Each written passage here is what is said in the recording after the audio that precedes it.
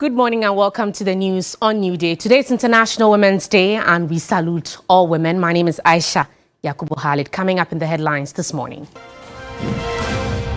2 police officers identified as having taken part in multiple bullion van robberies in Accra. Meanwhile, a security expert, Adam Bona, wants the police service to conduct comprehensive background checks on potential recruits.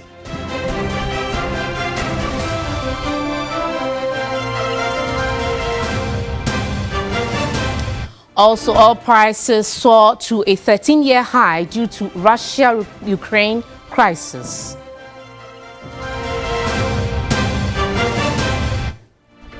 On the international front, France's army says its anti-jihadist force in Mali had killed a senior Al-Qaeda leader.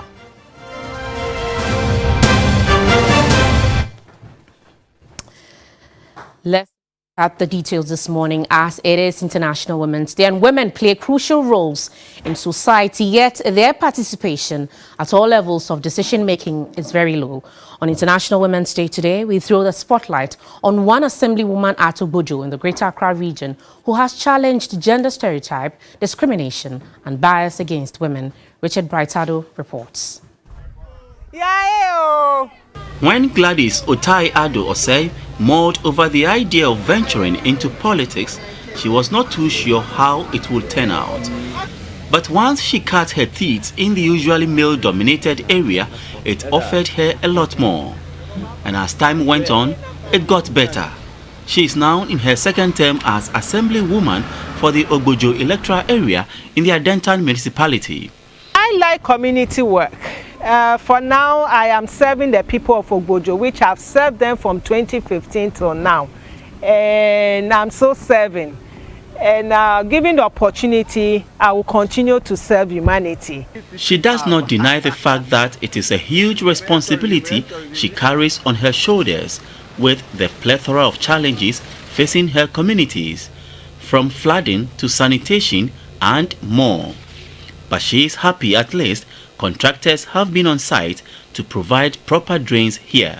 There came a time that, of course, people will be worried because you find school kids going through this gutter, and sometimes school days, holidays, anytime it rains, they can't use it. So they were passionate about it. But as an assemblywoman, I took it as a constructive criticism, and we pushed harder by taking it to the assembly. I have come to the Ogbojo Clinic, the only government health facility here, where Gladys has been rolling out a project. Administrator here tells me some women who are unable to clear their medical bills have Gladys to thank for being able to settle their bills. For a woman, she does not pass up any opportunity to inspire other girls and women in and out of politics. She has been able to enroll many girls in this mushroom factory provided by the European Union. Beyond that, she has been instrumental in addressing the issue of open defecation, and the residents here say building at least 15 cubicle toilets under the Gamma project is one of her most endearing initiatives. Last Saturday, she was here with us to our surprise, because she just took us by storm, notifying us 3 days ago, but we thought maybe it would be one of those assembly promises. Gladys is one of many women who are impacting their societies, and despite the stereotypes and gender barriers, she is striving to keep at it.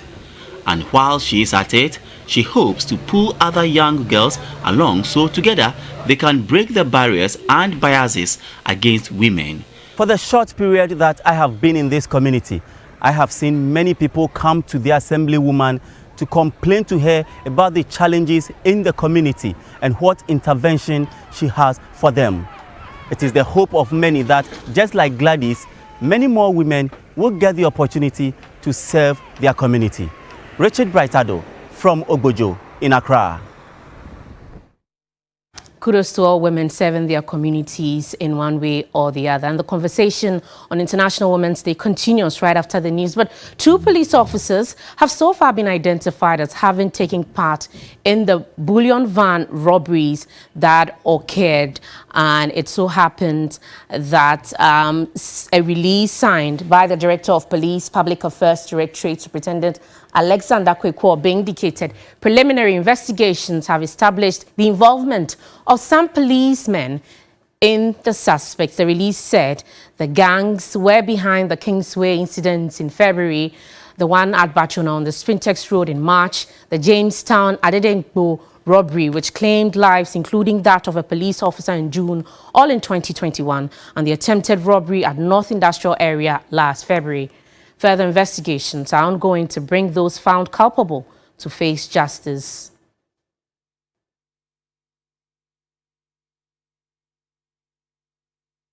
Meanwhile, a security analyst and CEO of Security Warehouse, Dr. Adam Bona, has suggested the Ghana Police Service conduct comprehensive background checks on potential recruits. This, he believes, will help the service employ people who will protect society and not those who will dishonor the institution. It's a known secret that obviously, if you look at the current police, population, almost 40,000 or so. Obviously, you are going to find some few miscreants there. And let me tell you what, if a very good police officer would obviously know who a criminal is. And so I am of the belief that the current dispensation, they should be able to identify the few miscreants and crooks who are working within their circle and, ganging up and robbing people on the highways, on, highway robberies and, this high-profile crimes that are going on. I do believe that with the new wave of intelligence-led policing, chances are that they are going to arrest most of these people, and those who resist and probably would want to open fire are likely to be killed or injured. I am firmly sure that this is what we are going to see, and we are already seeing it. I think the current recruitment that they are still in the process of doing it.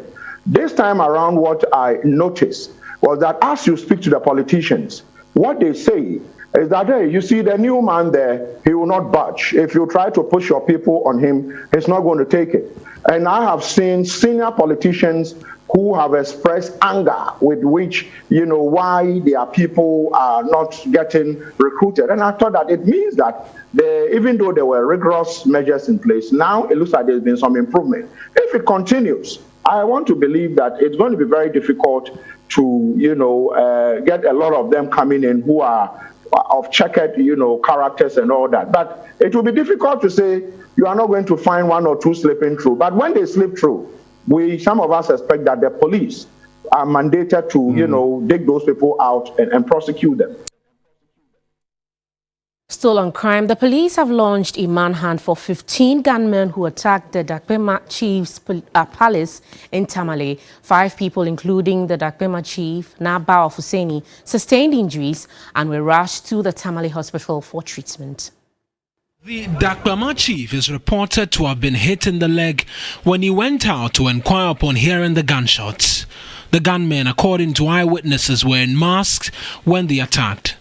The crime officer of the Northern Regional Police Command, Superintendent Bernard Baba Ananga, said the police is investigating the incident. The chief is in stable condition, apart from 3 others. One sustained gunshot wounds in the thigh, the other one the chest, and then the arm. There's also a chief, a sub-chief, who is currently being treated elsewhere as we speak. So that is exactly what happened. We are declaring manhunt for 15 people who were on board a white Toyota Hilux vehicle who perpetrated this crime. There has been tension in Tamale after both the Dakpema Palace and Gulpe Na Palace claim to be the chief of Tamale. This has led the overlord of Dakban to issue a statement outlining the duties of the 2 palaces. More news this morning. Price of Brent crude surged more than 10% and is closing on an all-time high after the risk of a US and European ban on Russian crude threatened a stagflation shock for world markets. Brent crude hit $139.13 a barrel at the start of trading on Monday, March 7, a leap of more than $20 on Friday, March 4, to close $118.40 $146.03. Now, the all-time of $147.50 was reached in July 2008. And energy expert Dr. Yusuf Suleimana suggests options for global energy community to cool down the market. Number one is Iranian nuclear deal, and I think US is championing that if Iranian nuclear deal should come to fruition and Iran is able to probably export some oil formally into the global market, itself is a sentiment that can rain some kind of cooling effect onto the market. Number two is shale patch. If shale patch can come back to churn out a lot of barrels into the market, they've done that before. I think it is one of the fastest way by which these oil prices can cool down. If you look at 2014 up to 2019, as a matter of fact, shale patch had triumphed and became successful to the extent that, they were able to nullify any potential monopolistic tendencies of OPEC. Whether OPEC, as at that time, reduces production or increases production, it actually didn't matter. The last option is renewable energy. If assuming green energy or renewable energy, become very successful within the shortest possible time, which I think it might not be possible, but it's also another potential. A group calling itself Citizens United for Internally Generated Revenue are calling for the passage of the controversial electronic transaction bill. Members of the group want Ghanaians to agree to the proposed levy and are urging Parliament to pass the bill without any further delay. My colleague Lord Idrasare reports. Members of the group share their views on why the e-levy should be passed and urge Ghanaians to embrace it. It is never the intention of the government to burden the people with unnecessary taxes. We are in very critical times. We are in very delicate times. And the government is being forced to resort to other ingenious means of raising revenue. And as the discussions have gone on, we found out that the safest haven for us in this time is to resort to revenues that are generated internally, i.e. the e-levy and other forms of locally generated revenue to support our budget for the time being. Just as the president said at the independence celebrations yesterday, we are going to bounce back together. We are faced by a situation whereby the impact of the COVID has been severe, not just Ghana, but globally. You look at even the countries with strong economies, and they are all suffering right now. You look at a country like the US and the debts they are facing now. It's terrible. We are now looking for solutions, and we have the option of going back to IMF. But IMF is not an option, as we've all seen in the past. This is the time that we need to come together as a people, irrespective of our political backgrounds, to support this government to be able to generate revenue internally. Spokesperson Clifford Penyin Bansa argued that the benefits in rolling out the proposed levy outweigh the disadvantages. We are all saying that we are in favor of the e-levy because it is easy to collect, it is wide enough, it is very simple, and then collecting it and managing it is very efficient and cost effective. There is absolutely no reason why we have to go to IMF to go and borrow and pay principal plus interest when we can easily collect from every single one of us. Not everybody pays, a few of us pay. What we want to say is that let us get everybody into the net to contribute something little so that the infrastructure that is going on, in fact this government is on course of building the biggest network of roads in less than 5 years. Now if we get the e-levy, we are going to quadruple this. Lord Idrasare there with our reports. Now, Ghana is to host the International Year for Artisanal Fisheries and Aquaculture IAFA 2022. The first ever event is in recognition of the important roles small-scale fishers, fish farmers and fish workers play in ensuring food security and nutrition, poverty eradication and sustainable use of natural resources. Small-scale fishers produce 70% of the total fish production of Ghana, making it an important enterprise in ensuring food security and nutrition. Additionally, small-scale fishing is the main source of livelihood for coastal and some inland community dwellers, providing both permanent and casual work for many. Illegal, unreported, unregulated, and other uncivilized fishing activities have led to the unsustainability of the natural resource globally. This year's celebration is aligned with the small-scale fisheries guidelines that as human rights approach variables, The ministry and the commission on our part would support the activities for the celebration and the awareness creation on the small-scale fisheries guidelines and the communication products. The United Nations has declared the year 2022 as International Year of Artisanal Fisheries and Agriculture.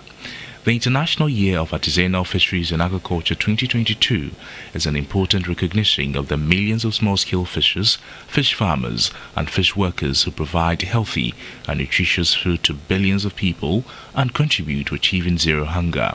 Major interventions directed at the small-scale fisheries and agriculture include annual close season to ensure recovery of fish stock, introduction of aquaculture for food and job program to boost farm fish production, supply of socio-economic incentives such as fishing inputs, fish feeds, fingerlings, deep freezers as reliefs.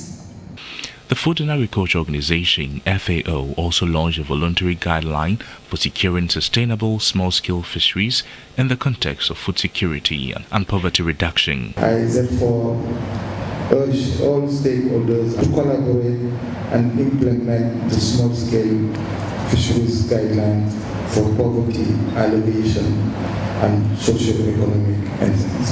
Heads of stakeholder groups, NAFAG, NAFTA, and others took turns to throw their support, calling for a united front in addressing challenges in the sector. In education this morning, the Amejopa College of Education is struggling due to inadequate infrastructure. The college lacks adequate lecture halls, dormitories, and staff accommodation. A 4-story female hostel project, which started 10 years ago, remains at the foundation level. The Amejopa College of Education was established some 75 years ago by the Evangelical Presbyterian Church. The college is yet to receive any major facelift since its establishment. Lecture halls as well as tutors and students' accommodation remain inadequate. A 4-story female hostel started some 10 years ago has been abandoned at the foundation level. Management is once again appealing to the GET Fund and by extension to government to help complete the 4-story female hostel project started in 2012 but has been abandoned at the foundation level. The college, through its scarce resources, began refurbishing some of the existing structures, but that has also stalled due to funding challenges. I am aware our alumni are putting themselves together to support the college in their own small way. This support, I must say, is taking too long a time to get to us. I urge them to speed up their efforts to support the college before the anniversary activity. In spite of the students' population increasing, the 2022-2023 batch comprises 290 students, 15% increase over the previous years. In her efforts to improve upon the standards and engender competitiveness, the school has established a scholarship scheme to support students who are doing exceptionally well. The scheme is also aimed at creating a competitive and challenging academic environment among students and to win laurels for themselves and their...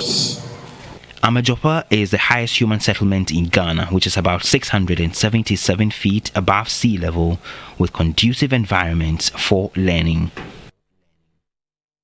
Let's now do some international news. San Francisco Army says Monday that its anti-jihadist forces in Mali had killed Yahya Jouadi, a senior leader of Al-Qaeda in the Islamic Maghreb, responsible for finance and logistics.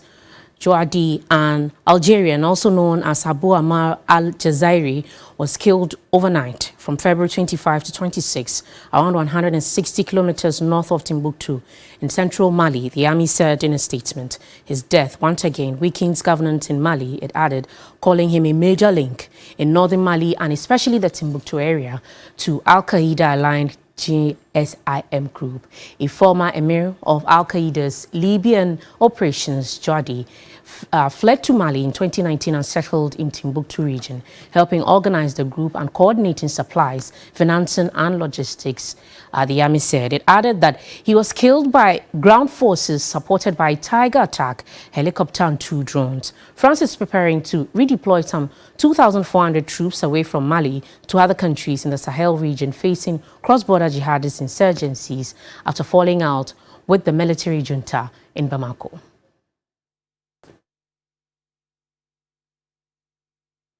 That's it for the morning news. You can get more news on 3news.com. My name is Aisha Yakubu Khalid. Newday continues.